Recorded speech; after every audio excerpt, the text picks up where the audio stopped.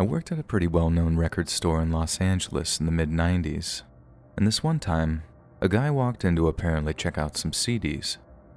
He's milling about, and we make eye contact a few times. Then he came up to ask me about certain artists and albums. He started dropping little personal details, then asking me the same thing in turn. Stuff like where I lived in LA, how long I've lived here, if I was single, stuff like that. He then walks out without buying anything. He didn't even ask for my number. Might sound full of myself, but I figured that he would, and when he didn't, I was left thinking, why did he even come in? And why did he ask me all those weird questions? Anyway, about a week later, I was on my way home when my car broke down. It was incredibly hot outside, and I was cursing the whole way when I had to walk several miles to get to a payphone, which just so happened to be outside the elementary school I went to. But that's neither here nor there. I called a cab and hung up the phone, and after sitting a moment, it started ringing. Weird, but I figured it might be the cab company calling me back, so I picked it up. Then I heard a person on the other end say, "Bad luck about your car. Talk to me until your ride gets there." I remember recognizing the voice from somewhere, and it definitely wasn't the person that I'd spoken to at the cab company because they had a certain accent, and this guy was straight up American. So I asked who is this? And the person just laughed in reply, and that's when it hit me who it was. It was the weirdly curious guy from the record store. It made absolutely no sense to me at the time, but thinking about it later, he had to have followed me from home, trailed me from the car, called the school or something to ask for the payphone number, and then called it. This is at a time when cell phones weren't widely available, and he didn't seem like some hotshot, so I legitimately have zero clue where he was calling from or how he knew the right time to call. There was quite a busy gas station down the street, and maybe it had just been a coincidence that he'd spotted me from there or something, but I remembered that at the time, and the more I tried to work it out, the more I started kind of freaking out. Obviously, I just slammed down the phone and walked someplace else, but I did so with my head on a swivel the whole freaking time. I certainly count myself very lucky, not just because the guy seemed to back off after that little incident, but because a few months later, his picture was in the Times for being convicted on kidnapping charges. Seeing that was even scarier than the random payphone call because I realized that the kidnapping victim could have very easily have been me.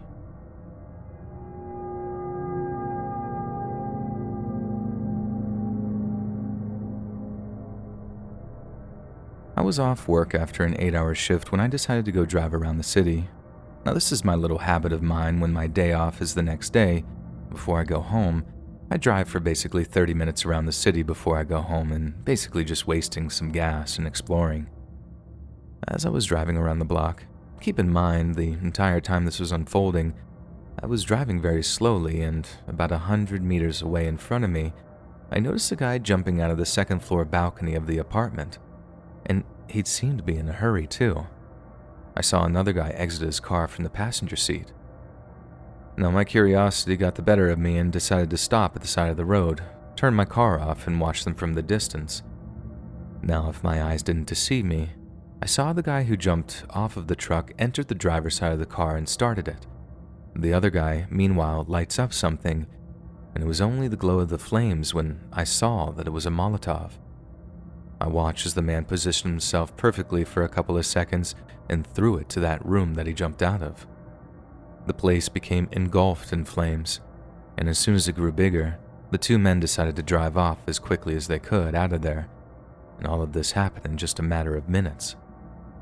Now strangely, I watched from a distance as the flames grew larger and larger, basically burning the rest of the building.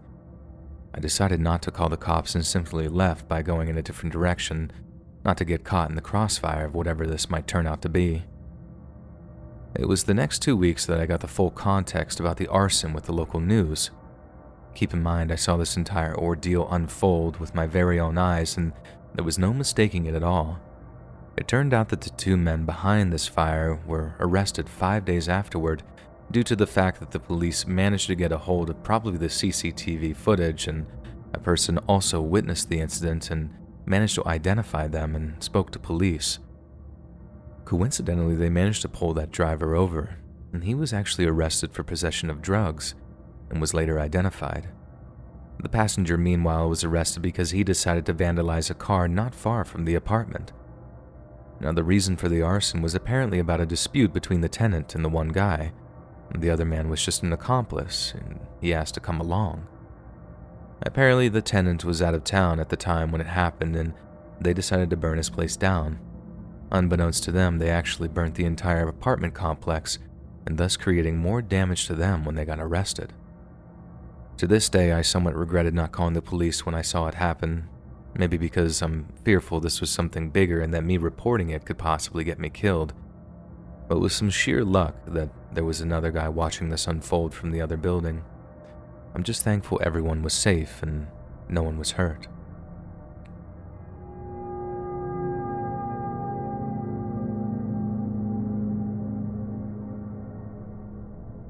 For clarification, I'm a female and the story happened around 2015. I also went to school in a small southern town where news spreads very fast. When this story happened, my friends and I were juniors in high school. We were kind of the nerdy outcasts at my school, and we tended to plan get-togethers around holidays. Usually we would just play video games, order pizza, all that good stuff. We were planning our usual Halloween get-together for the year when gossip was spreading around about a huge Halloween party that was taking place just outside of town. My friends and I weren't interested, but a lot of girls at our school were. Guys from other high schools were inviting them and a lot of other teenage girls to the party. Me and a couple of my friends were invited too, but like I said, we just weren't interested. The party was said to have a ton of drugs and alcohol at it, and my friends were pretty clean and sober. Though because of how small and boring and religious our town was, a lot of teens were willing to get involved in a little bit of trouble, especially if it involved drugs and alcohol. After Halloween, we had police at our school asking us questions to specific students and even interrupting our classes to talk to people. Turns out it wasn't a harmless Halloween party hosted by some teenage boys. It was actually a party hosted by creepy old men who paid teenage boys to lure teenage girls to their house. They were found out because some girls tried to leave the party and were stopped by one of the men.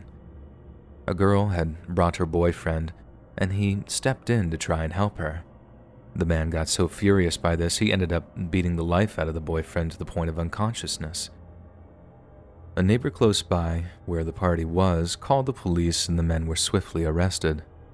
When police searched the house, there were drugs, guns, and voicemails talking about kidnapping and selling some of the girls at the party. They even found text messages where they were taking pictures of the girls at the party for approval of whoever they were talking to. The arrests and evidence found spread like wildfire in our town. People, especially parents, were terrified.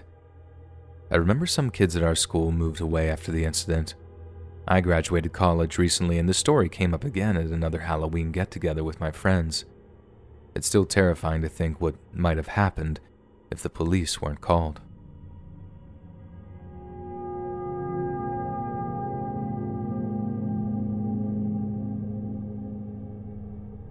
I'm a dog walker for a small but busy company. I have one client in a somewhat nicer neighborhood that I go to twice a week in the mornings. Like most people who use dog walkers, they use a lockbox. They decided to keep theirs behind a vase next to their apartment door. It was already a busy Monday for me, and I was in a bit of a rush, and I was hoping to get Maya, their Bernedoodle puppy, by 9:45 a.m. so I could stay on track for the day. After finding parking, which is usually terrible, I made my way up the apartment to their door.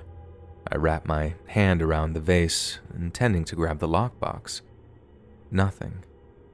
Wasn't alarmed at first. Sometimes owners forget to put out lockboxes. Not super common, but it happens. I look around a bit more but have no luck, so I text the owner. I'll call her Kay for her privacy. Usually when I do text her, I get no response since she's so busy, but I text her anyway, asking her where the lockbox could possibly be, since it's not in its usual spot. About 5 minutes pass without a response, and I'm honestly getting a bit irritated. I already have a busy day driving all around the city, and now I'm going to run behind. So I start knocking. There's a chance her husband might be home, and sometimes he is. I knock about 3 separate times until I hear some shuffling upstairs. So someone is home. It takes a bit of time, but I hear someone making their way down the stairs. It's taking a bit of time, but someone is coming down. The door opens. It's not Kay, nor is it her husband. A man stands in front of me. He's only wearing a white towel that's barely hanging off his hips. He's holding Maya in his arms, and he looks extremely caught off guard. I'm confused and also caught off guard, but not quite horrified. Maybe they were having a visitor stay with them, or maybe someone was having an affair. Maybe that's why the lockbox was absent. Hey, I'm here to take Maya for a walk. He lets her run into the hallway and hands the leash and collar over, which are always on the staircase railing. I ask him to please give me the lockbox to keep outside since I need to get back inside, and he gives it to me. We head out for our walk, and I'm still a bit flabbergasted. Did I just walk in on an affair? Was he a visitor? It wasn't too out of the ordinary. Sometimes clients forget to mention they have guests. Then during our walk, I get a message from my manager. Do you have Maya? And then she calls. I pick up. I let her know I have Maya and we're on our walk. She says she got a weird message from Kay, her owner. She had stated a man came by earlier saying he was the new dog owner and needed their lockbox code. I guess her husband gave him the code. We never set up a new walker. Ever. I then let her know about the man in the towel when I got to the apartment and how the lockbox was gone. Told her I wasn't sure if I had walked in on something or if he was a guest. Well, he wasn't a secret lover or a guest. He was not supposed to be there. Police were called immediately. I was told to absolutely not go back into the home. I called Kay's husband as he was on his way back over. Kay was en route from work. Kay's husband tells me he feels so stupid for telling the man the code and believing him, but that he was in a rush out the door and didn't assume anything bad. I continued walking down the street, quite a busy major street, and then I spot a familiar man across the street. He runs across towards me. He's holding a beer in his hand. Hi, doggy, he goes. And it was the same man from inside the apartment, and then he ran back across the street. I immediately turned the other direction into one of the side streets and called Kay's husband. He was nearing the neighborhood and tells me he just saw the man matching the description. Once Kay and her husband arrived, we went upstairs to scope out the apartment, expecting some items to be missing. Nothing. Everything perfectly in place, untouched. The only thing different was some dirty water in the shower that had been used. I was happy no one was hurt, nor was Maya. I was happy I wasn't hurt, but who was he? And how did he know they had a dog walker?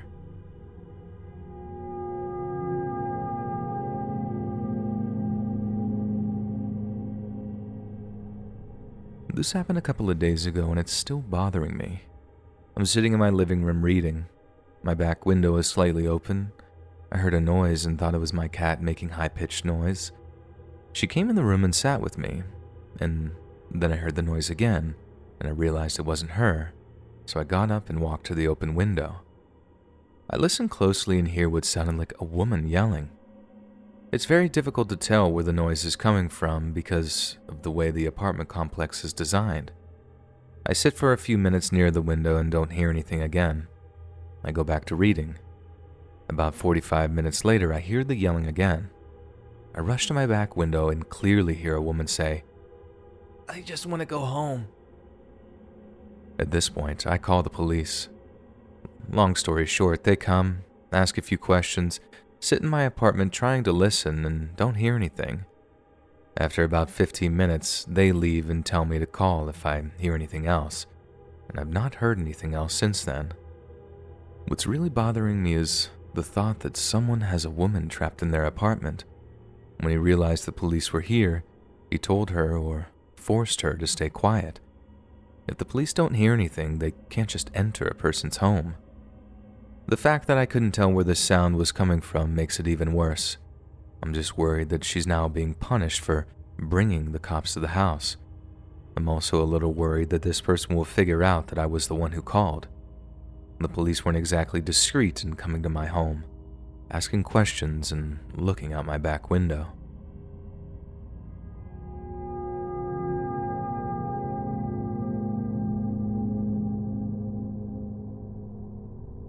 I decided to go hiking in Wekiva State Park. It's a place that I'm extremely familiar with. The weather has been awful lately, so I haven't been kayaking. My time in the state park has been spent kayaking, and I was the only person out there because the weather wasn't that great. It was on the Orange Trail, maybe 2 miles in, when all of a sudden I had the feeling of being watched. I have a sixth sense for this. If I feel I'm being watched, there's an 80% chance that I probably am. I stopped and watched for a second. As I started back in, I suddenly saw quick-paced movement out in the brush, maybe 50 yards from where I was. Something was trying to avoid being seen. It was weird, but I continued on. As I continued down the trail, I continued to feel watched. All of a sudden, as I'm walking, I hear maniacal laughing out in the brush, maybe 20 yards to my left. Now, I was the only person around. I hadn't seen another person in the entire park, and this really unsettled me. I quickly moved on. I tried to pull it out of my mind, thinking I was just imagining things. Maybe 2 minutes later, I hear the same maniacal laughter off to my left. This time, it was a bit closer. I decided to pick up the pace substantially. Less than a minute later, I hear the laughter right behind me. There's an enormous amount of rustling and noise coming from the brush. I realized whatever this was right behind me, and I ran. I didn't look back, I just ran. Something was telling me to run and run as far as I could. Within a mile, I was sucking wind. I had put every ounce of energy into my escape. I ended up becoming too weak to run, and I stopped for some rest. I didn't want to get bull rushed, so I turned around, facing the direction that I had been running from, and took a knee. I was starting to calm down, but I still didn't feel safe, and I told myself I had to keep going. As I struggled to my feet, I spotted something in the brush, a dark leather wrap. I unfolded it and found 3 extremely sharp knives, like butcher knives, the type of knife that you would use to stab someone, and they seemed fresh too. You could tell that they had been dropped there within the day. I allowed an audible yelp when I realized what was inside the sheath. Really manly, I know. All of a sudden, every ounce of fear came rushing back. My body was telling myself to be very, very afraid. I knew I had to keep moving, and I jumped back up and ran back to civilization. I didn't grab the knives because I felt that it would add an immense amount of risk to an already dangerous situation. I had the feeling of being watched until I was a half mile from the trailhead. Something was out there. Something knew I was out there. I'm not afraid of anyone. People don't have the ability to freak me out. The fact that my body was telling me to be very, very afraid and to keep moving just felt terrifying. It was a primal response that I just couldn't turn off.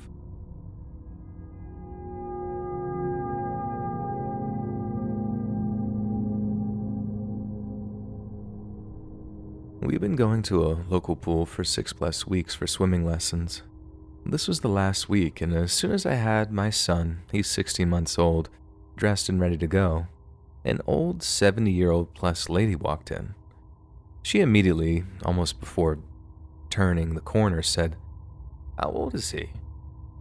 I love showing off my baby boy, but she was immediately creeping me out.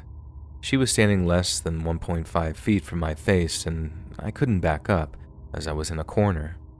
She began asking in a monotone and low voice all kinds of questions about him and how old he was. I answered vaguely and only gave as much info as I'd give any other stranger, his name and age. She then asked me again when he was born, and I said August. She then said, "I'm born in February. My mom in October, my dad in July, my brother in December." She listed another brother and some grandkids as well, but I was now frozen as those are the exact same birth months as my family, down to the family member. She continued to ask the same questions and tell me the same info over and over. At one point, looking at my son and then me, and says in a dull but creepy voice, I'm sorry. I just want to take him and go. I don't respond to this. At this point, I started to get my son's clothes wet because I'm in the bathing suit holding him freshly dressed, so I'm getting a little antsy and also freaked out. She looks at me and says in her monotone voice, slightly annoyed, "I'm bothering you, aren't I?" I start to say, "No, I just need to get dressed." And she cuts me off and begins to ask me about my son's eye color. I start to say that they're blue, and she again cuts me off and asks what color mine are. I then again start to say blue, and she reaches to my face and uses her fingers to open my eye. Then agrees they are blue and looks back at my son. She doesn't touch him, thankfully, but says, "They are blue. Just be happy they're not black," and gives this weird monotone laugh. All in all, she made me extremely uncomfortable. My son wasn't in danger, and I'm the most passive person in the world. I wasn't sure what to make of her at the time, so I remained as friendly as possible, but stopped adding anything to the conversation after she rattled off her family's birthdays that are the exact same as my family's. And honestly, at this point, I don't know what to make of any of this.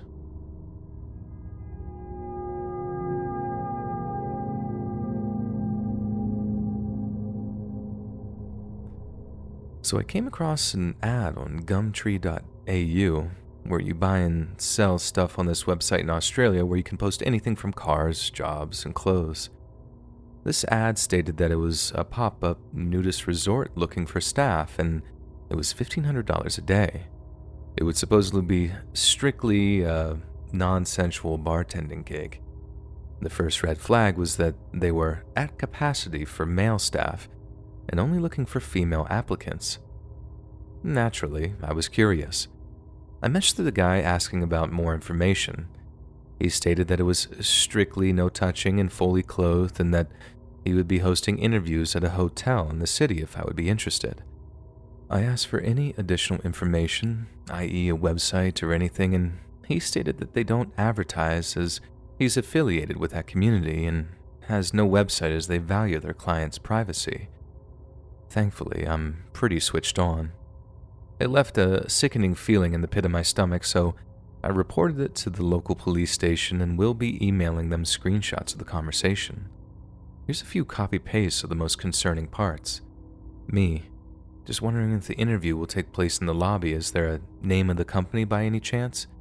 Him, I don't, sorry. We have no websites as we don't advertise at all, as I'm affiliated with many in the community. I'll provide my ID in the lobby for you so you know you're safe. And that was on Monday, the 24th of January 2022 at 12:23 p.m. via Gumtree. Me, I'm very interested, but I'm quite unsure of the legitimacy due to the lack of advertising and no company name. Him, I never advertised, and my clients value their privacy. It's all good, we can talk in the lobby first and then proceed from there if you're happy. From then, I immediately called the local police station and sent in a form to the AFP, the Australian Federal Police, which is a trafficking site with details, as I truly am worried that this might just be a scam to kidnap and put people into human trafficking.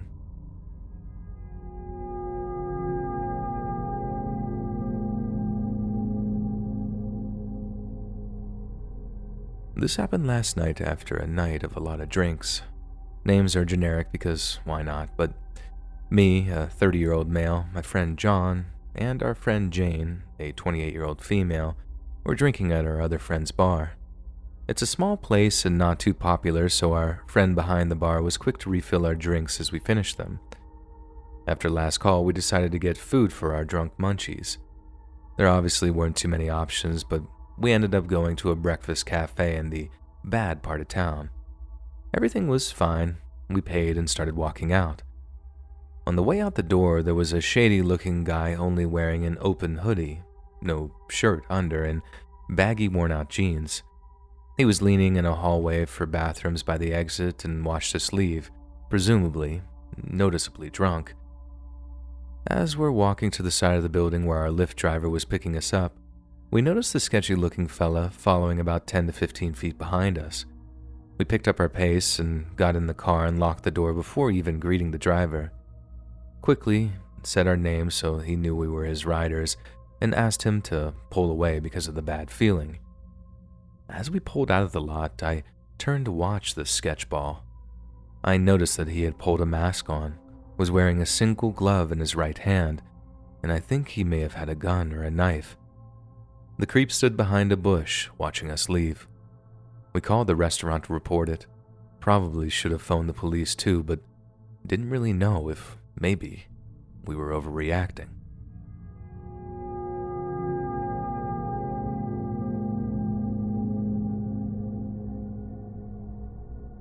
This happened around 2015 when I was working in a cute, fancy little boutique hotel. 6 substantial rooms and often had big-name stays. I worked doing a bit of everything: guest assistance, reception, service in the restaurant, drinks, whatever was needed really. One of the line cooks was from Eastern Europe, was in about his mid-40s and worked full-time. He was always overly friendly with me to the point of making me feel uncomfortable, commenting on how I looked, staring too long, standing too close, touching me where opportunity arose. Just on the arms, back, and shoulder, but with a palm. Nothing overly outrageous, but there was a creepy feel about it. To give you a picture, I'm 5'2" and a really small build. This guy was tall, probably 6'5", and had a broad, strong build. He looked like he worked out. English was his second language, but he spoke it fluently. Often he would stand close to me or stand between me and the exit where opportunity presented and give me compliments, staring at my chest and saying, "Wow, you're good. Guys must love you. You're so beautiful. I love your legs in the uniform. You should always wear a skirt with those legs." Yada yada, etc., making me super queasy. He was also a born-again Christian and loved to recite random scriptures to me because he knew I grew up Catholic and figured for some reason I would appreciate it. I did let him know that I wasn't religious, and he volunteered that he was only recently becoming a born-again Christian. I asked him what made him turn to the Lord, quote-unquote, and I really wish I hadn't. His response? "It doesn't matter what you had done in the past, no matter what. When you become born again, you get a clean slate and forgiveness." He had the creepiest smile when he said this and was staring at me with his head lowered, almost like that Kubrick stare, if you know what I mean. It was full-on weird. This guy had done some messed up stuff. I have zero evidence of this other than he just gave off those vibes. Anyways, I went on a holiday for a few weeks, and on my first shift back, I'm setting up the restaurant for the evening dinner, and he shows up to work his shift. He comes up behind me with his mouth and nose against the edge of my neck. I could feel his warm, icky breath. He breathed me in, like smelled and inhaled me and said, I've missed your smell." Vom. It was disgusting. I just gave a weird, awkward smile and ushered away. I went down to the office to take a second to chill. My GM was in there at the time, and he asked me what was up. I told him what happened, but said it wasn't a big deal, that I was fine and just wanted a second to chill. He didn't take lightly to it, went to the kitchen, and fired that idiot on the spot. He came back and told me that I'd have nothing more to worry about. And that was it. Never saw him again, and I did kind of fear him trying to get back at me or some crazy stuff like that, and that was a really good shift that night. It felt great to see my boss stick up for me like that. Thank God for good bosses.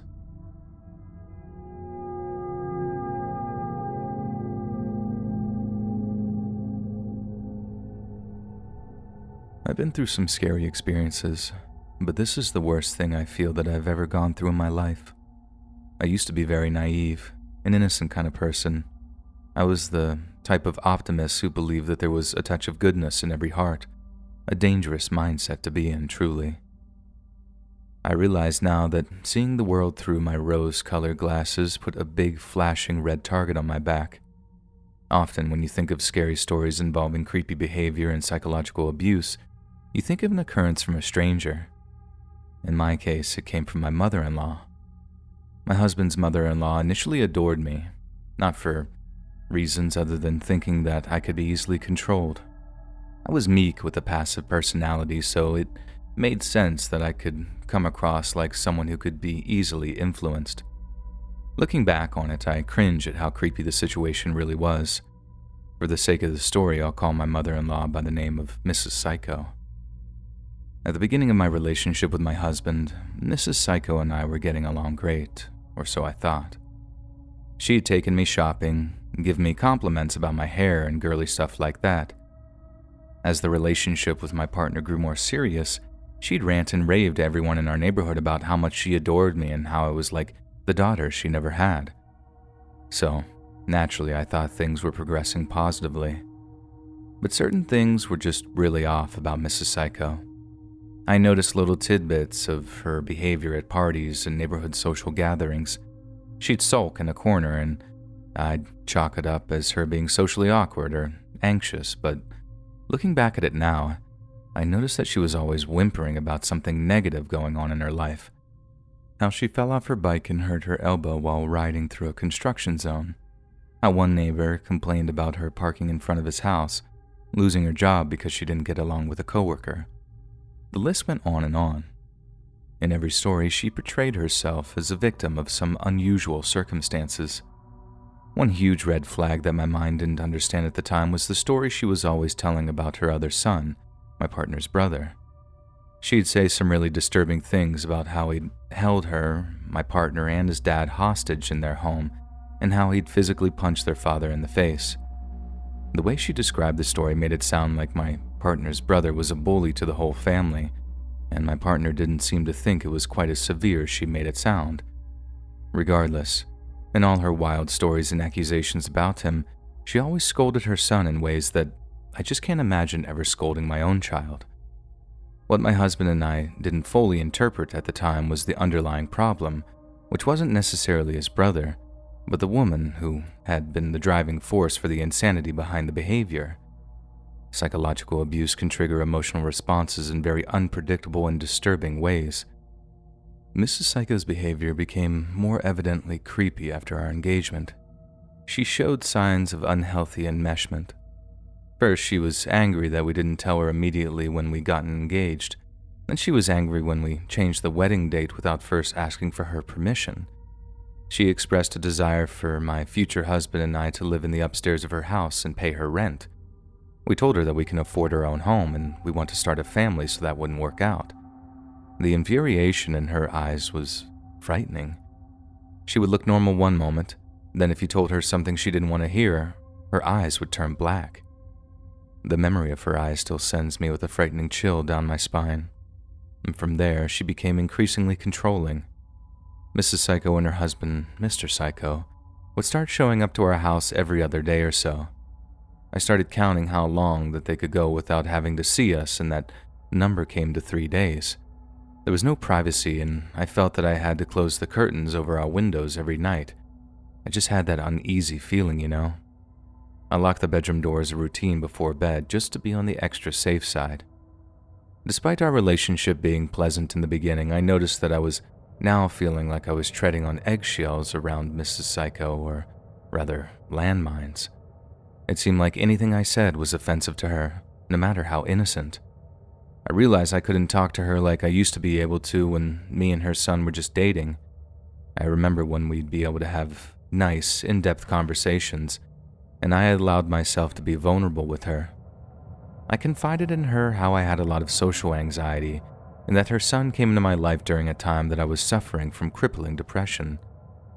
I talked about how he'd brought a ray of sunshine in my life, thinking that speaking kindly about her son would please her, but she just had this unfeeling, glazed look across her face. Hoping to mend my relationship with her, I decided to help her out one day with organizing her antiques. She had this hobby of going to auctions and buying and selling knickknacks, buttons, and stuff like that. She would get very proud of her collections of things that I sort of thought were junk, but to be polite, I told her I saw beauty in these things, hoping to get back on her good side. There were some creepy dolls in the mix, including this horrifying-looking vampire doll with piercing red eyes. She said that she'd had that doll for years and used to scare her sons with it when they were little kids. She laughed at the memory, and the sound had an eerie, satanical vibe to it. As if this wasn't enough to freak me out, she then told me this story about how a female coworker complained about her to HR department at her company. To seek revenge on this woman, Mrs. Psycho wrote a letter that was meant for the coworker's husband, telling him that she was cheating on him.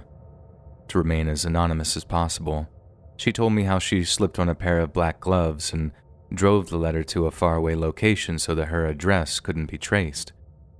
I remember feeling very uneasy about her story, wondering how she could get angry enough to drive hours away just to cause emotional harm to another human being.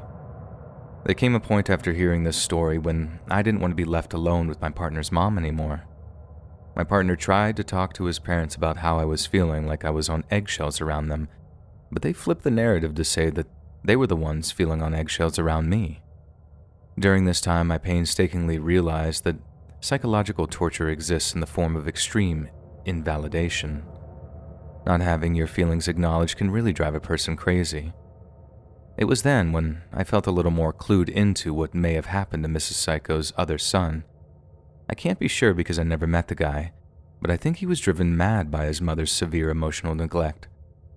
Now, she was pulling the same tricks on me and my partner, gaslighting us into believing that we were just too sensitive. When my husband and I started figuring out that something was off, things got even creepier. His parents started showing up to our house to corner us into submission. What I mean by this is they'd tell us stories to make them seem like victims so that we would give in to demands on what they wanted at that time. If we denied their requests, they'd use psychological manipulation by telling us that we were uncaring or ungrateful. One demonstration of this manipulation was when I became pregnant. I explained that the smell of pizza made me extremely sick, but this was ignored. When Mrs. Psycho insisted that we go to a pizza restaurant for her birthday, I was confused with why I felt that I couldn't say no. My husband was in the same predicament. Somehow I think we sensed that something bad would happen to us if we declined. This is also because Mrs. Psycho's husband and her sister had contacted us, telling us explicitly that we weren't allowed to say no to her dinner invitations anymore. They explained it like saying no hurts her feelings. But there was something else there that I can't quite explain. Something hidden beneath the surface that sounded almost threatening. I had no idea why, but I just didn't feel safe. Then, only 2 weeks after giving birth to our daughter, I had the creepiest interaction of my life. Mrs. Psycho caught me alone while on my front porch. The weather was really nice, so I was rocking with my baby in one of our outdoor chairs. She came up to the doorstep and assumed a seat in a chair next to me. Then, in a quiet, ominous voice, she said to me, "You have to share her, you know." Her black eyes flicked to the infant in my arms. I know what you might be thinking, but this wasn't said in a cute, excited new grandma kind of way. Her voice sounded cold and possessive with certain passive-aggressive intent behind the statement. I naturally clutched my arms around my daughter tighter, feeling a protective instinct take over me. Mrs. Psycho had expressed to me before that she'd always wanted to have a daughter but was only ever able to have sons. Maybe I was being influenced by the postpartum hormones or just overall feeling paranoid, but a disturbing thought occurred to me that she might want to get rid of me somehow to have my daughter to herself. I later told my husband about the bizarre interaction with his mom and how I couldn't keep up with the heavy psychological demands of his parents anymore. It was all taking a strange emotional toll on me, as well as a strain on our marriage, and I still couldn't pinpoint exactly why. Nevertheless, they were causing us a lot of stress, which was impacted on me all the more while I was trying to adapt to my new role as a mother. They even restricted me in bizarre ways, telling me I was not allowed to refer to our daughter as my baby. I had previously posted on Facebook how excited and happy I was to be a new mom. I posted a side-by-side picture of me with my daughter with the caption, "She has my eyes," which was meant to be lighthearted and innocent. My mother-in-law commented on the post with, "My son had something to do with it too, ... which not only put a damper on the mood but also felt very creepy. Like, why did she have to mention something we already know? It was almost as if my happiness made her all the more enraged. I really felt like I was starting to go crazy. The stress was enough to make me physically sick. At first, my husband hesitated when I told him about my concerns, stating the usual spiel that was natural for him to say, that they were his parents and he couldn't just drop contact with them. But something in his voice contained fear, and it wouldn't take long before he would realize how messed up the situation actually was. The incident that drove him to the point of cutting off his parents happened when they cornered us in our own living room, demanding that we watch their unruly dog while they went on vacation for 5 days. My husband almost caved, but stayed firm when he told them, "No, we can't. We got a 2-month-old baby to look after." The murderous glare his mom then flashed at me was intense and enough to make me crawl out of my skin. You know that look that someone gives you before they're about to attack? It looked like something like that from the movies, very primal and hateful. I thought for sure that she was about to lunge at me and wring her hands around my neck, causing me death by strangulation.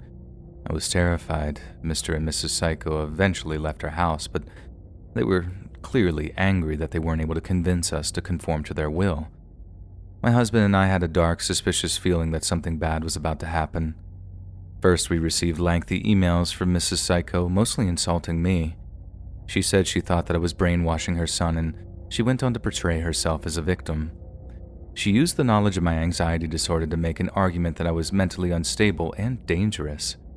She threatened to post about me on Facebook and make our life terrible if we didn't apologize for deviating from what she wanted.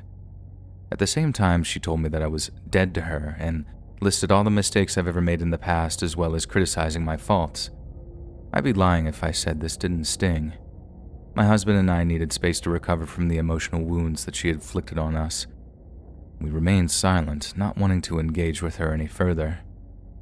My husband and I were pretty scared as well as being hurt, spending most of our days cooped up in our bedroom, not knowing what to expect. But we stayed strong through the process of separating from the toxic relationship. Mrs. Psycho proceeded to make good on her threat, posting about me publicly on Facebook. She said I was insane. She even went a step further, saying that I had borderline personality disorder in all capital letters. This came out of completely nowhere. She knew that I had anxiety, but I never mentioned anything to her about being borderline, because I wasn't diagnosed with that at all. And it didn't end there, though. An active smear campaign against me ensued as Mr. and Mrs. Psycho actually went door to door to everyone's house in my community, posing as good citizens to warn everyone about their extremely dangerous, manipulative, 5-foot-tall daughter-in-law. My neighbors didn't react the way that was expected, though. They were more wary of her than me. Instead of ruining my reputation, which was the desired effect, most people in my neighborhood were majorly creeped out by Mrs. Psycho's efforts. They were equally creeped out by Mr. Psycho's willingness to go along with the whole thing. I guess after years of being beaten down with his wife's abuse, he was just an empty shell of a man, a flying monkey to the proverbial wicked witch. There are a few doctors and therapists in my neighborhood who couldn't officially diagnose her since she wasn't their patient, but they said off the record that they believed Mrs. Psycho may have been projecting, meaning that she was, in essence, confessing that she is potentially dangerous and volatile while pinning it on me. This, along with some stories of Mrs. Psycho's interactions with other people in our neighborhood, confirmed that something was disturbingly off with this lady. This information made the situation all the more unsettling when Mr. and Mrs. Psycho showed up to our house for what we suspected would be a confrontation. My husband and I were watching Survivor in the living room with our baby when the doorbell rang. He crept to the front window to peer behind the curtain to see who it was. I could see fear on his face. "It's my parents," he said, and my blood ran cold. I immediately ran with the baby upstairs, pausing only to tell him that it was his choice whether to answer the door or not since they're his parents, but that me and the baby would be hidden away. As I made my way up the stairs, my husband hovered by the front door, conflicted. He didn't know what to do. Meanwhile, I could hear jostling at the front door like his parents were trying to force their way inside our house with a spare key. I thank God to this day that we had just changed the locks a few days before so they couldn't get in. I proceeded to run upstairs and close the bedroom door behind me, locking me and the baby inside.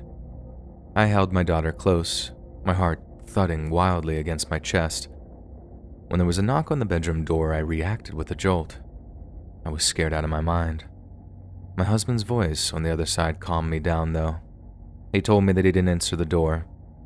He was trembling when I unlocked the door to let him in. His face was pale. He showed me a text message from his dad saying, "Anyone home?" Followed by another text from his mother later saying, "You're a coward, hiding behind your keyboard." I don't know what would have happened if my husband had chosen to answer the door, but I shuddered to think about it. My husband and I both blocked them after. Phone numbers, social media accounts, everything. They moved away to another state, thank God. We have since been in no contact with his parents for almost 2 years now, and our daughter is growing in a loving environment free of that toxicity. Sadly, we had to block some of my husband's other family because they kept telling us that we should talk to my in-laws, which, by the way, feels a lot like being told, "Please contact your abuser." For this reason, I sometimes feel like it would have almost been better to be physically abused than mentally abused, because then there would be some form of visible evidence of the harm that they had inflicted. In the meantime, they have so far made no attempts to contact us with an apology or anything. Instead, they once reached out with a nasty, "Have a terrible anniversary. You two were the worst match for each other ever," which only further secured a decision to cut contact with them. I have since armed myself with knowledge so that I will be less naive about creepy behavior in the future. I've studied up on narcissism and the negative psychological impact that some people can have on others through gaslighting and invalidation. I hope everyone listening out there may be aware that not all abuse is physical.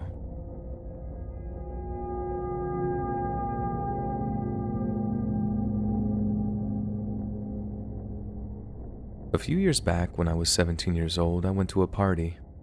Everything was all right until the host started getting really intense and creepy. By that point, it was around 3 a.m. and I was pretty drunk. I decided to call an Uber in order to avoid any advances from the insistent guy. The Uber shows up and I try to sober up when I get in. The driver starts making small talk with me, and in the state I was in, I failed to see some of the red flags. He starts to ask me about the party that I was at, and I told him about the creep, and then he told me it was because I was short and cute. He then asked my age, and sensing a weird vibe from him, I told him I was a minor, thinking that that would deter any further advances, but it turns out that was a horrible idea. He was driving pretty recklessly on the highway, and I snapped out of my drunken stupor very quickly. He then asked me to go get drinks with him that same night, and told me he really liked me. I quickly told him that I'd get grounded if I stayed out any later, and that my mother was awake and waiting for me at home. Keep in mind, I live in Mexico, and the amount of people, and especially women, that get murdered daily is ridiculously high. When we got to my home address, I noticed the doors were locked, and he kept on insisting on us going to get a drink, even though by now it was almost 4 a.m. I tried to act as nice as possible when I told him I couldn't that night. He then asked for my phone number and told me that we could go out the next day. So, not being the first time that some creep had asked me for my number, I gave him my number but changed the last digits so he couldn't actually contact me. But then he actually dialed the phone as I was getting out of the car. Of course, my phone didn't ring, and he started getting agitated and said I gave him the wrong number. I played drunk and stupid and recited my number again, but actually said it correctly in order for him to think he heard the last number wrong. He chuckled and said it was his bad and told me that we'd see each other the next day. I made my way into my house and immediately woke my mom up because I was terrified. She managed to calm me down and told me to go to sleep, so I went into my bedroom and started putting my pajamas on when I heard my phone ringing. The Uber driver was trying to video call me, and I lost my mind when I saw that was on my screen. I immediately denied the call and then noticed that he sent me about 15 messages asking what time he could come pick me up and why I wasn't replying. Of course, I blocked him right away and thought that that would be the end of it. The next day, I got a text from an unknown number and checked the picture and saw that it was the driver. He asked me why I blocked him and started spamming me. I immediately blocked him again on that number. Over the course of the next month, I'd get messages from random phone numbers, and it quickly became obvious that it was the same driver. I would always block him, but eventually reported him on the Uber app and changed my number. The only problem is, he knows where I live.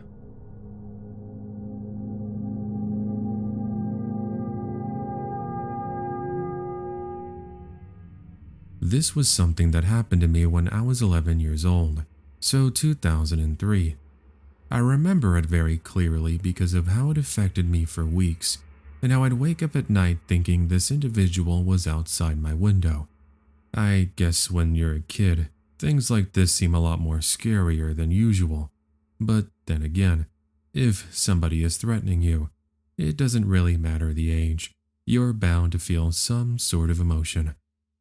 On this Saturday morning, I was in my living room watching the newest episode of Pokemon on Kids WB with my cousin, who for this retelling we're going to refer to as Julia.